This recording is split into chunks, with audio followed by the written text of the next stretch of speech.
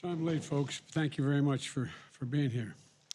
Good afternoon to everyone else. Less than 8 weeks ago, I announced my administration's plan to forgive up to $10,000 in federal student loan debt and up to $20,000 if you received a Pell Grant for folks earning less than $125,000 a year.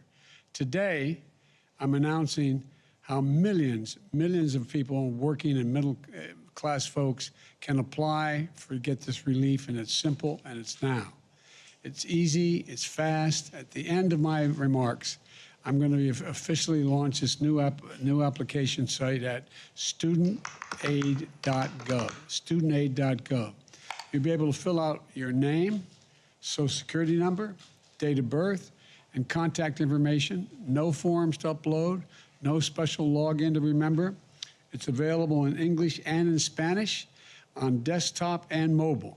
It takes less than 5 minutes, and if you have any questions, you follow up. We will be able to follow up with you. This is a game changer for millions of Americans. We get moving.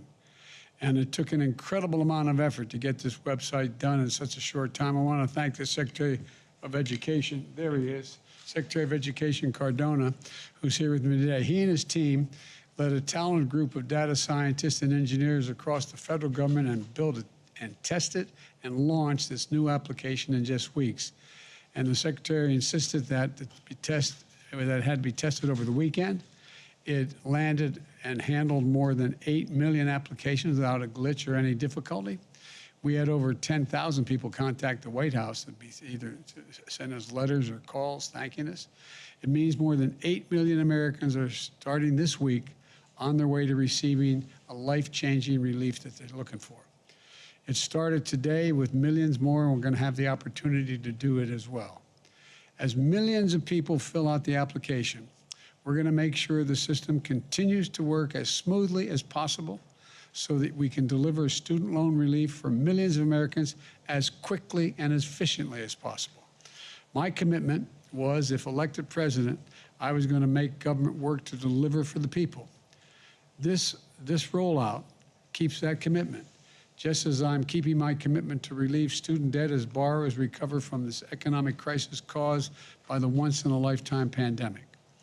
Now, I hope, God forbid, I say once in a lifetime, that gets me to another issue. We need more funding for this, but anyway, for dealing with future pandemics. But I want to be clear who's going to benefit the most. Working people, the middle class. If you earn less than $125,000 a year, you'll get up to $10,000 knocked off your student debt. If you earn less than $125,000 a year and you receive the Pell Grant, you'll get up to an additional $10,000 knocked off that debt, so $20,000 in relief. In total, more than 40 million Americans can stand to benefit from this relief. And about 90% of that relief is going to go to people making less than $75,000 a year. Let me be clear. Not a dime will go to those in the top 5% of the income bracket, period. Now, let's talk about who is against helping millions of hardworking middle-class Americans. Republican members of Congress and Republican governors are trying to do everything they can to deny this relief, even to their own constituents.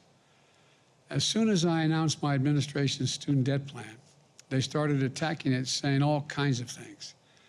Their outrage is wrong and it's hypocritical. I will never apologize for helping working Americans and middle-class people as they recover from the pandemic, especially not the same Republicans who voted for a $2 trillion tax cut in the last administration, mainly benefited the wealthiest Americans and the largest corporations, and didn't pay for a penny of it and racked up a deficit. I don't want to hear from Republican officials again who had hundreds of thousands of dollars, even millions of dollars in pandemic relief loans, the PPP loans, but who now attack the working middle-class Americans for getting relief. And these are members of Congress who received those loans. They didn't do anything wrong, but they qualified. They qualified for up to, in one case, $2 million. And despite what the Republican officials say, we can afford, we're able to afford the student loan relief. It's because of our historic deficit reduction the Republicans voted against. On my watch, the deficit fell by $350 billion last year, and we're on track to reduce it by $1 trillion this fiscal year. We're also set to reduce another $300 billion over the next 10 years because of the Medicaid being able to negotiate drug prices. But that's not all. In relieving student debt, we're also resuming student loan program, the student loan program that we paused during the pandemic. Come January, folks have to start to repay their student loans if they qualify, if they don't qualify for this relief. That means billions of dollars a year will start coming into the U.S. Treasury. My administration's plan is economically responsible, an economically responsible course to ensure a smooth transition to repaying and preventing unnecessary defaults. And it also is focused on going after fraudsters who call borrowers. You're going to receive these calls. I tell anybody who's qualifying for these loans or trying to qualify for these loans, if you get a call pretending they're from the government trying to help you with your loans, let's be clear, hang up. You never have to pay for any federal help from the student loan program. You're going to get calls if you do this and we'll pay that, you can get relief. That's fraud. If you get any questionable calls, please tell us by going to report fraud, dotftc.gov. My message to fraudsters looking to cheat the American people is don't do it. We're going to hold you accountable. Let me close with this. Today marks a big step among others that my administration is taking to make education a ticket to the middle class that folks can actually afford. But don't take my word for it. As I said, we received nearly 10,000 letters from across the country.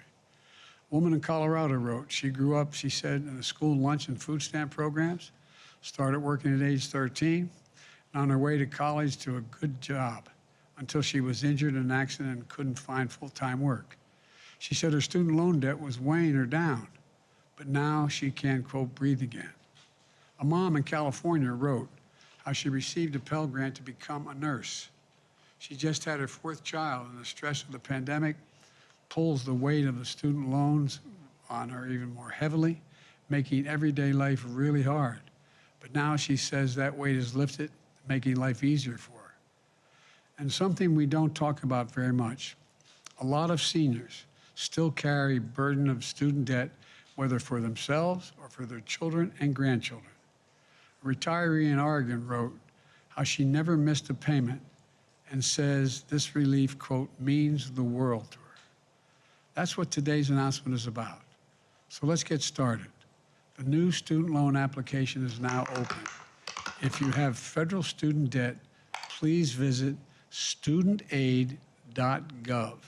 It's easy, simple, and fast. And it's a new day for millions of Americans all across our nation. May God bless you all, and may God protect our troops. Thank you. If it's on this, I'll happy to answer the question. Mr. President, are you concerned that litigation could get in the way of this program? Yes, well, that's what's going on right now. Litigation is underway, and I don't think our legal judgment is that it won't, but they're trying to stop it. Thank you. How many people have already applied through this beta testing website? Do you know?